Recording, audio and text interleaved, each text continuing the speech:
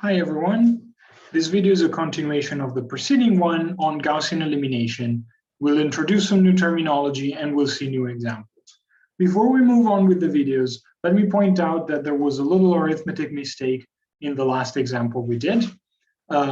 These numbers were slightly different last time.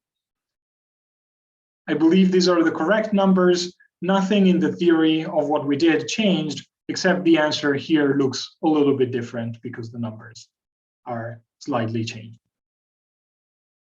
Moving on, we'll introduce these two new terms associated to a matrix, its rank and its nullity.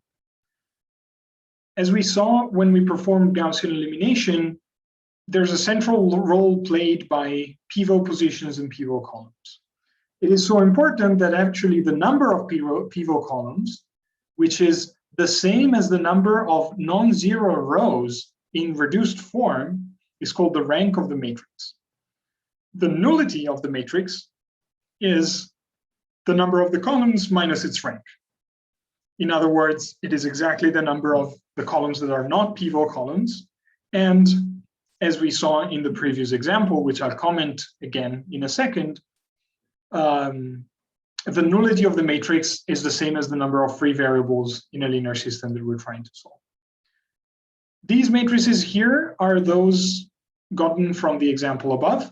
We started from a linear system and we wrote the augmented matrix AB, and then we found its reduced row echelon form in this way. Now, by looking at this reduced row echelon form, we see that the rank of the matrix A is equal to 4. Because if we looked at this matrix, forgetting for a second about the last column, that's the reduced row echelon form of A right here.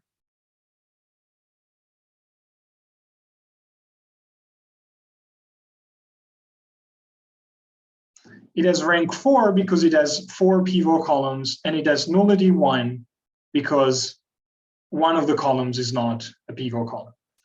By the same token, we could look at the rank of the augmented matrix, A adjoint B.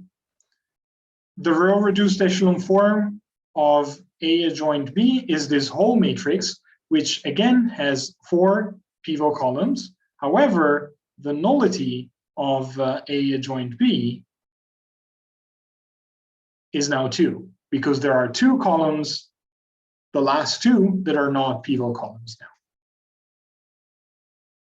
Let me just remark that any square matrix whose rank is equal to its size, it's equal to n, must have a reduced row echelon form, the identity, because that is the only possibility.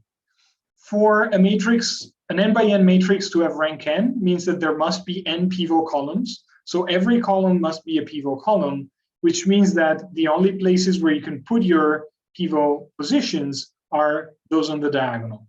And therefore, you must get the identity matrix in your reduced echelon form. This is only if A is square and its rank is n. Let's have a look at some more examples. Here's another linear system. I took the liberty of writing down the augmented matrix corresponding to it. Our goal is to use Gaussian elimination on this matrix and solve the linear system in that way. To do that, we can start by looking at the first pivot entry. It's up here. So the first thing that we want to do is to divide the first row by 2 to make the pivot entry, the entry in the pivot position equal to 1.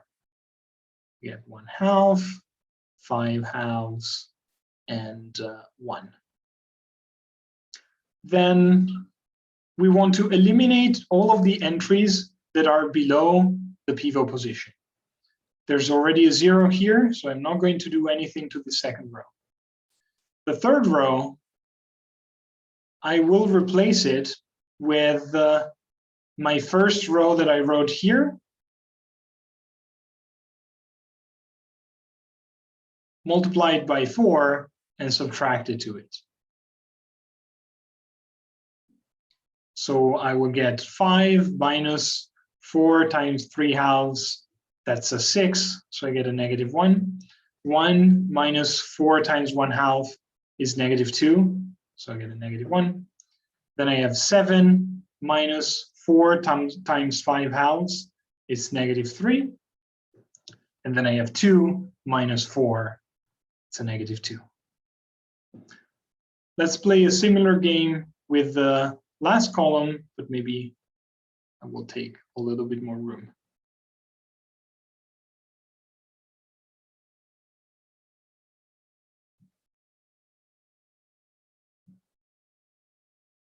For the last row, we'll play the same game. We will replace it with twice the first row that I've written here. So we'll take the last row and we'll subtract twice the first row. Okay. When I do that, I get 1 minus 2 times 3/2. It's 1 minus 3, so I get -2. -1 minus 2 times 1/2 is -1 minus 1, so it's -2. -1 minus 2 times 5 becomes a -4, and -2 minus 2 times 1 becomes a -4 as well. Okay, so the first column is done. Now we iterate the construction, but this time our pivot position is this one over here. So let's do the same elimination process, but now starting from our using our the second pivot column. My first row will be replaced by whatever I get when I subtract from it 3/2 of the second row. So I will get 1, 0, and then I'll have 1/2 minus 3/2, that's a -1. 5/2 minus 3/2 times 3, that's -9/2. 5/2 minus 9/2 is -4/2, which is -2. And then I have 1 minus 3/2 times 2, that becomes a -2. The second row is our pivot, so it's not going to be affected by this process. Now for the third row, if I want to eliminate the -1, I will have to replace it by itself plus 1 copy of the second row. But if I do that, you'll see that the result is nothing but a row of zeros, because the second and third row are exactly one minus the other. Similarly, if I want to eliminate the -2 in the fourth row, then the operation I want to do is to take the fourth row and add twice the second row. But when I do that, you'll see that I get a row of zeros there as well. The matrix we got here is in row-reduced echelon form. It has leading entries are 2 pivot positions here. There's 2 pivot columns, and there are 3 non-pivot columns. So let's interpret these results. When we look at this matrix, we'll see that the rank of both the matrix A, which ends here, and of the matrix A adjoint B is 2, because both matrices have 2 pivot columns. The nullity of A is equal to 2, because A has 2 free variables.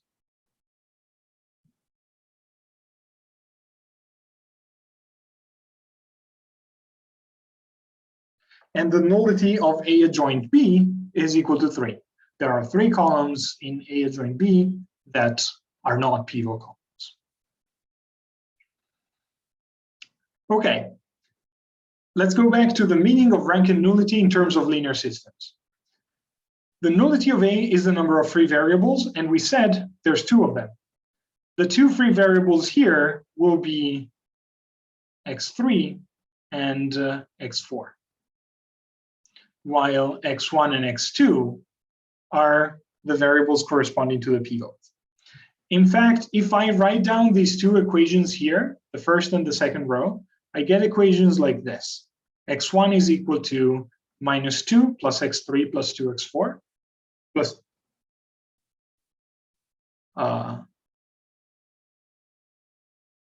it should be a 1 plus x3 plus 2x4, and x2 is 2 minus x3 minus 3x4. x3 and x4 are free.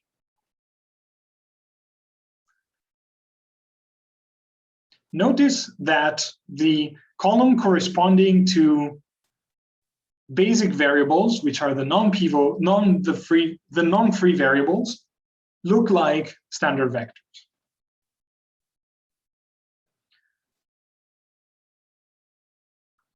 Okay, what is the general result here? It is the following theorem. The result is that whenever you get something like a row-reduced echelon form of this kind, that means that your system is consistent. Let's have a look at the theorem and do this a little bit more precisely.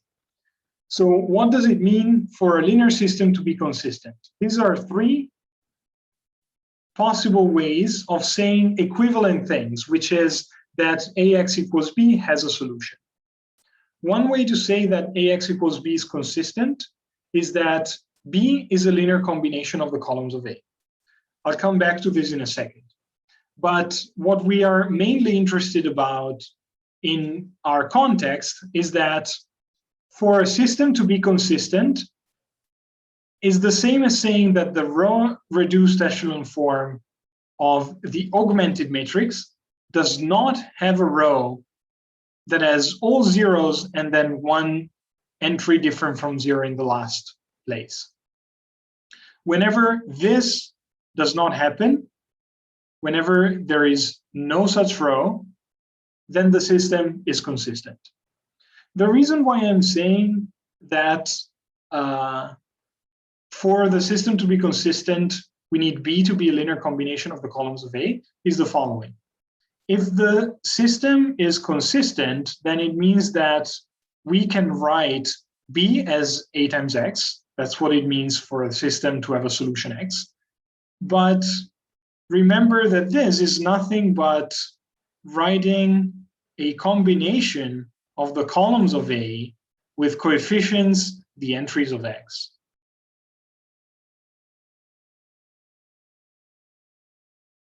And that's nothing but saying that B is a linear combination of the columns of X, of A.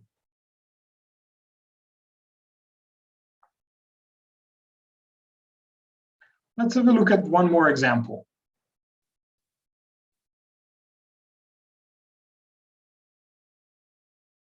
This example is a little different from what we've seen so far. There are equations given, but the equations have letters in them. And the question of the example is, what are the values of these parameters S and R that make the system consistent? So to do that, we will have to compute the reduced row echelon form associated to the system. Let's write down the augmented matrix associated with the system. We have 3, 1, 2, 1, S, R, 1, 1, 5.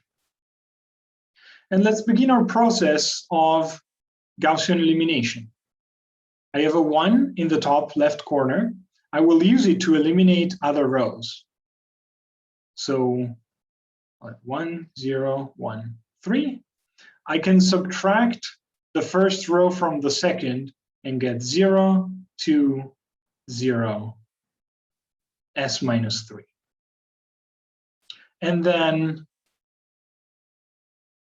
so here what I did was to take the second row and subtract and replace it with itself minus the first one.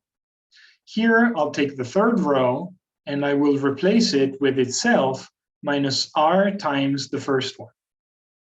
So as to get a 0 here, I'll have a 1 here. Here I have 1 minus r. And here I have 5 minus 3r. Okay, so far so good. We did the first step in our Gaussian elimination. The next step is to make the element in the pivot entry a 1. And I could do that in two ways. I could either divide the second row by 2, or I could switch the second and third row. I like the idea of switching them because that will allow me to avoid denominators. So by switching those two rows, I get 1, 0, 1, 3, 0, 1, 1 minus r, 5 minus 3r, and then I get 0, 2, 0, s minus 3.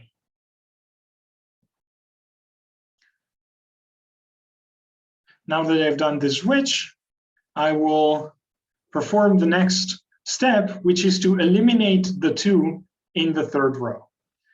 To do that, I will replace the third row with itself minus twice the second row. When I do that, I get 1, 0, 1, 3, 0, 1, 1 minus r, 5 minus 3r. And down here, I will get 0, 0. Then I have 0 minus 2 times 1 minus r. That's 2r minus 2. And then the last entry here will be the following. We'll have s minus 3 minus 2 times 5 minus 3r. When I clean that up, I get s minus 3 minus 10 will be a minus 13. So I have plus 6r minus 13. And that's going to be my bottom entry down here. S plus 6r minus 13. Okay, now we have something that looks like a reduced row echelon form. We have some pivot entries out here, and we need to understand in which cases this system can be consistent. And I claim that there's two possibilities. So for the system to be consistent,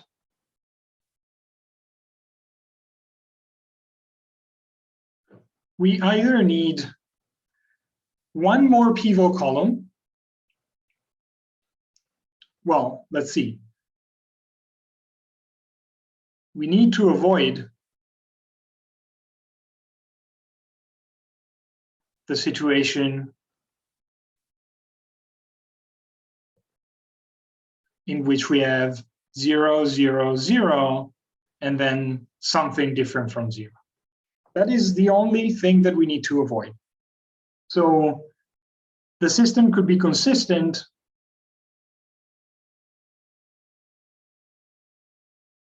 if, well, for example, let's have a look. To avoid this problematic situation, it would be enough if 2r minus 2 was different from 0. And that happens whenever r is different from 1. So the system is consistent if r is different from 1, but that's not all.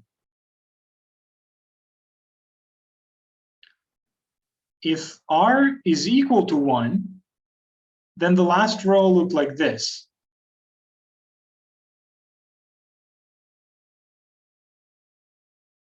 It has 0, 0, 2r minus 2. We said, well, if r is 1, that's a 0. And then we have s plus 6 minus 13. So the system is consistent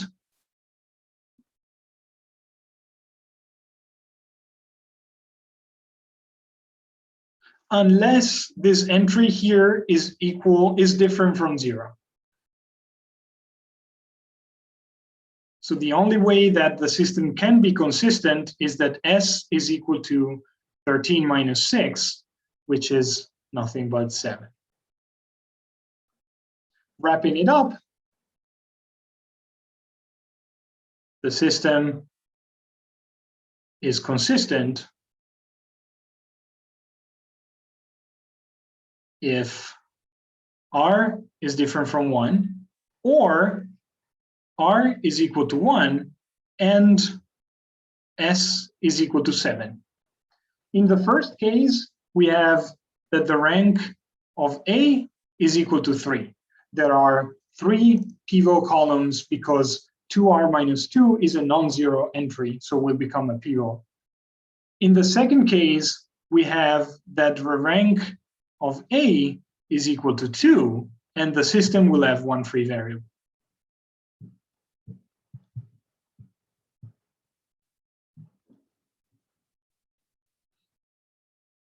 Okay, that's all for today.